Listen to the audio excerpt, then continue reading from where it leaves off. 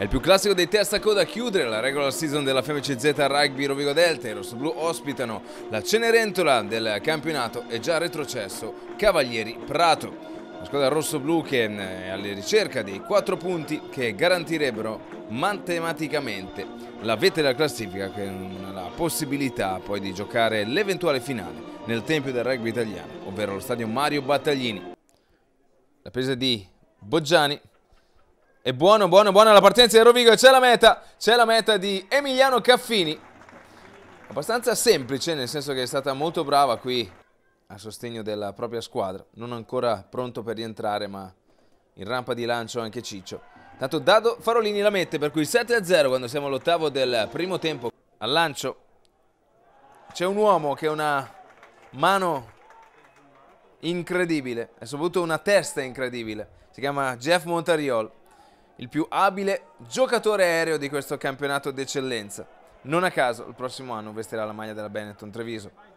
Ancora Giorgione, ancora l'impatto, ancora la voglia di sfidarsi da un punto di vista fisico, la disponibilità. Giorgio Bronzini, eccolo, Edo Ruffolo, la finta. I giocatori andavano risparmiati per la semifinale con Calvisano. Intanto si alzano le bandiere Dado Farolini. Luke Moni al lancio, la presa di Caffini. Ancora Ruffolo. Futur per lui. Riesce a impegnare tantissimi giocatori pratesi. Vediamo cosa succede. Succede che c'è Boggiani che porta avanti l'ovale, messo giù. Mani su Bronzini non tollerate. Al largo, vediamo. Attenzione, Dado Farolini in angolo. Dicevamo problemi con gli stipendi, situazioni societarie pesanti, ma loro hanno onorato la maglia comunque. Come onora la maglia Dado Farolini, infilando l'H da posizione diminuta al termine del primo tempo. Giorgio Bronzini, Lucio Rodriguez, Giovanni Kerk. Setup centrale. Bronzini, Lucio. Al largo. Le gambe di Stevie Bortolussi, il sostegno di Dado Farolini, ancora Stevie, anzi no, è Edo Ruffolo che di gambe ne ha da vendere ed è seconda meta personale per Dado per i 2 punti aggiuntivi. Parte Dado, prima l'ha messa da posizione più difficile, stavolta la mette con un pizzico di fortuna perché è palo interno oppure Francesco Ala. Vediamo, Jack Riedo, la prima sicura, Ruffolo, Giovanni Kerk di prepotenza, messo giù, altra fase. Boggiani, ancora contatto, ancora la collisione.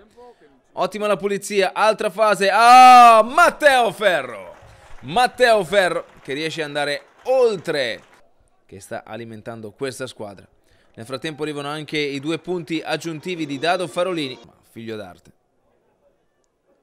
Ancora Jack Riedo che ci prova lui Jack, attenzione, in 2-3 movimenti da un micron dalla linea di meta. Matteo Ferro riparte in meta. Poca da fare, si era vista da qua che quando Matteo ha questa... è in sintetico, molto duro. Tanto Dado Farolini non trasforma, non ha interesse a spingere nell'acceleratore, risultato ormai chiaro, in ghiacciaia. Prato che non ha nulla da chiedere, Rovigo poco. La pressione di Giovanni Rucchin su Gentile. Bravo Giovanni. Tentativo di controrack, riesce. Giovanni Kerk, Chicco Manghi, proviamo a muovere velocemente l'ovale, vediamo cosa succede. Billingawini, il calcio di Billy, dietro prima linea di difesa, la copertura del mediano di mischia Sportolari. Prova a calciare Sportolari direttamente in out. Lo prende al volo però, al largo, attenzione. Oh, è Andrea De Marchi che incorna la difesa pratese in velocità, fai fatica a fermarlo. Pick and go. Siamo vicinissimi alla meta del Prato. Vediamo cosa succede. E c'è la meta. Ci sembra di Emiliano Caffini avessero la qualificazione nelle proprie mani e non dipendessero dalla squadra di Jason Wright. Giovanni Luchin, Giovanni Kerk, Billy, loop con Giovanni Kerk, l'inserimento di Bobbe, gran meta di Rovigo con Bobbe Menon. Questa volta siamo al 30°. Parte Joe, di poco out.